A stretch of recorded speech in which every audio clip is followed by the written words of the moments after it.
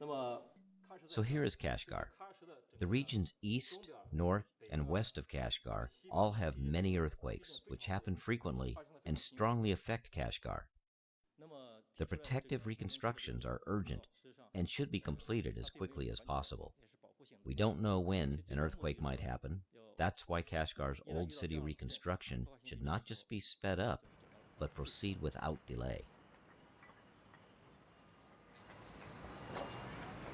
In terms of the death toll that earthquakes have ever taken throughout history, the most deadly earthquake to date was in China, near Xi'an in 1556. And the official death toll is estimated at 830,000 people for that one. Yeah. And I've asked, because you wonder 500 years ago, were there really good records? And people who know about it think that it is a good number.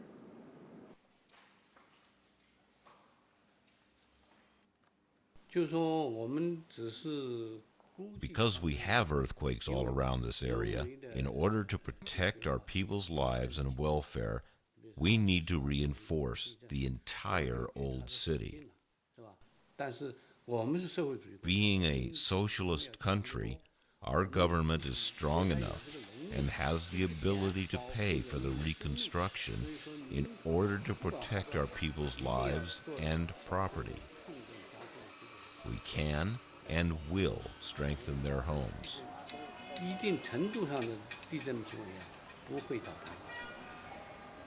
The Kashgar Old City can be divided into 88 districts, among which the first district, as well as the core district, is the most important and has had over 1,000 years of history.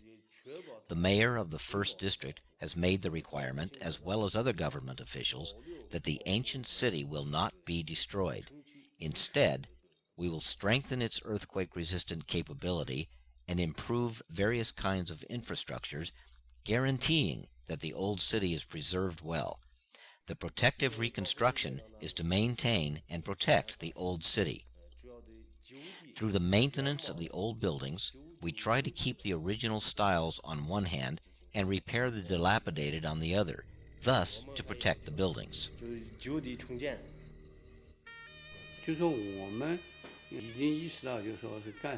We realize a devastating earthquake will happen. We just don't know when it will occur here. To save lives, we need to proceed with the reconstruction as soon as possible, and we must be determined to complete it quickly.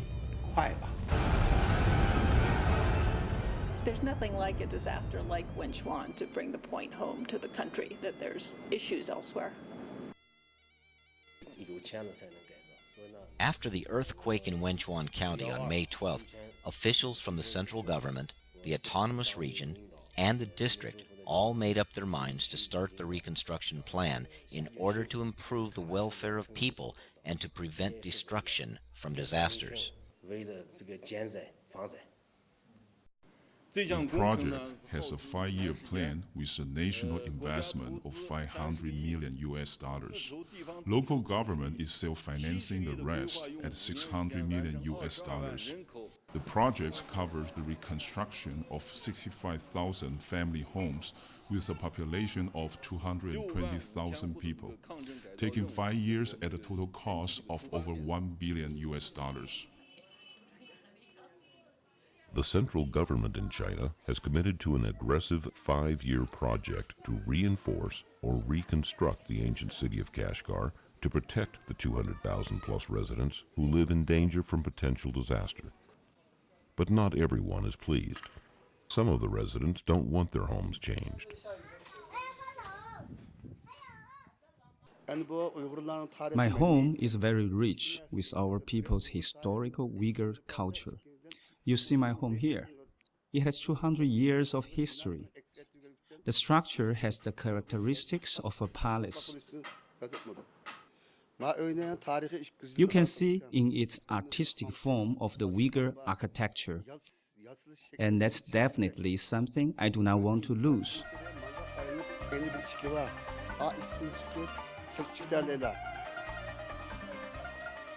But this does not represent the belief of the majority.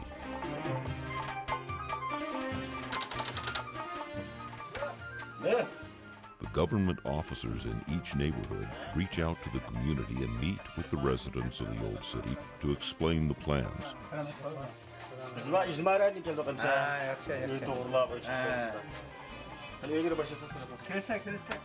Their mission is to discuss options with each homeowner so they understand why the reconstruction or retrofitting is essential.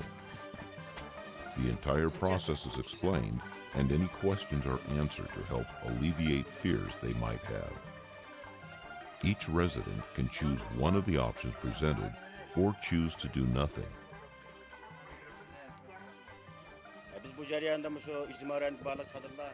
We are required to visit door to door, and we will not start the measurement or demolition until the residents agree.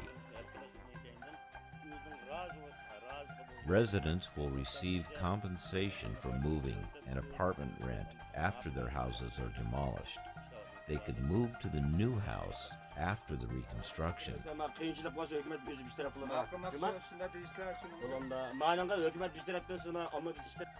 At the beginning, people were not cooperative because it was too abrupt.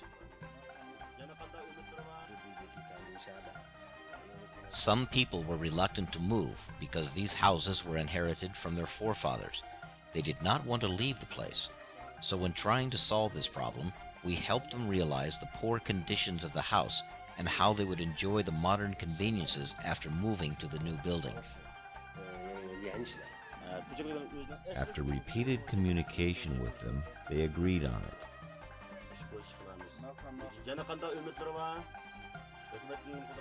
I did not agree to demolish it, for I did not understand the project. Now I have understood. The government will build a new house for me for free. How can I reject such a good thing? I agree on the demolition of the old house.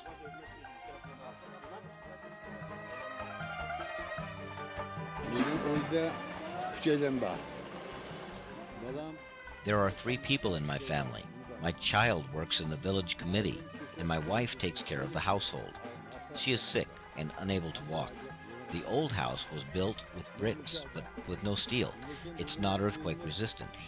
Now the government has paid to build a strong and earthquake-resistant house.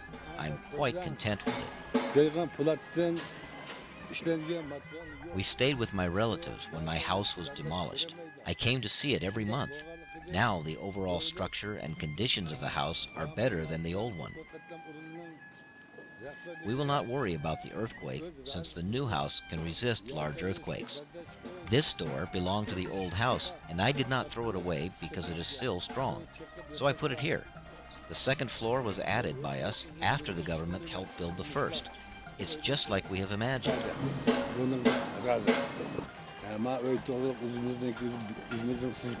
We worked out the design of the house, and the government built it based on the design. They did not change it at all. Now the house is almost completed, and we will move in as soon as they finish the work.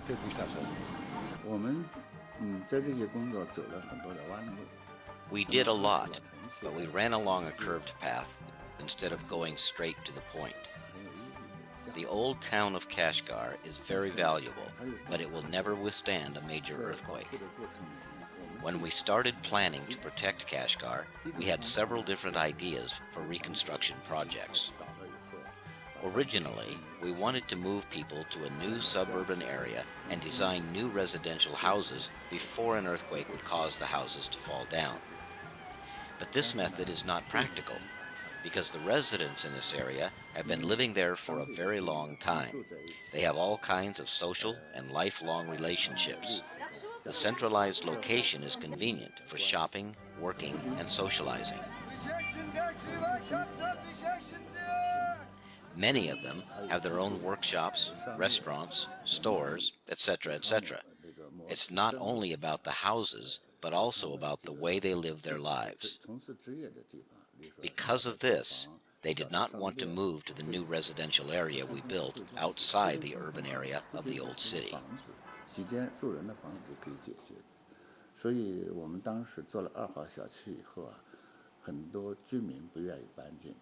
The high platform residential area is part of reconstruction of the old city project.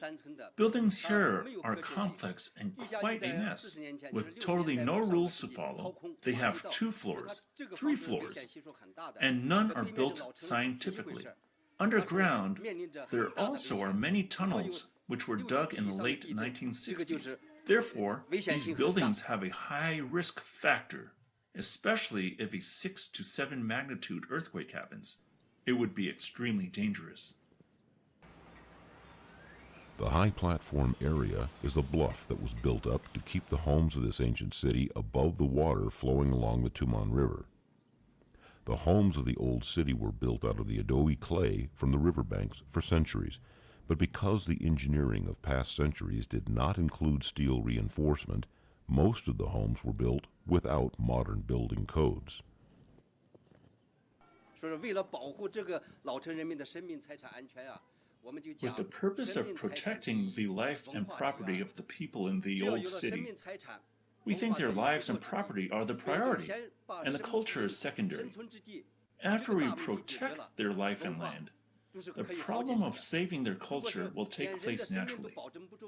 If their life and land are gone, how do you protect their culture? So culture will develop as long as the people have life and livelihood. The fundamental benefit of the project is that everyone is able to earn a living. During the rebuilding of the city, at least one family member from each household, if he has the capacity to work and is over the age of 18, will have the chance to be trained by the government to make sure that he gets the skills that are needed to find a job, and he won't pay even 1 penny of his own money for this training. These are government jobs, but will help the people of the city learn to branch out and carry these lifelong professional skills, enhancing their health and wealth well into the future.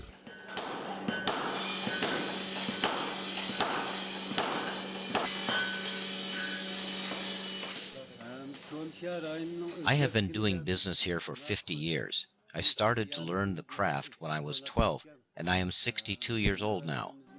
The Uyghur steel art craft is full of ethnic characteristics.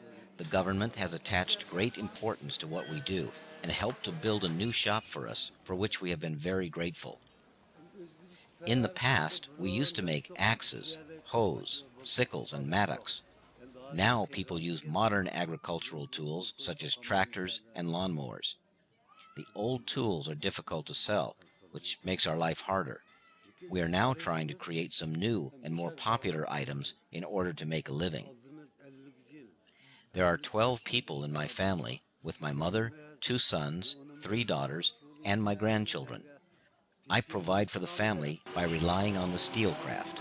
My 2 sons work with me. We live an ordinary, simple life. I have been making money with my skills and paying for the tuitions of the school of my children. Now all my daughters have become doctors, and my sons work by learning from me. Normally, we make roughly $8 to $10 a day, but when business is good, we can make up to $15. Now I'm too old for the hard labor, so my sons do that work instead, and I mostly spend my time selling our products. We are very satisfied with the reconstruction project of the old city. Our workshops were very old and in need of repair. The government has helped us by rebuilding earthquake-resistant shops to protect our traditional steel crafts. For this, we are very grateful.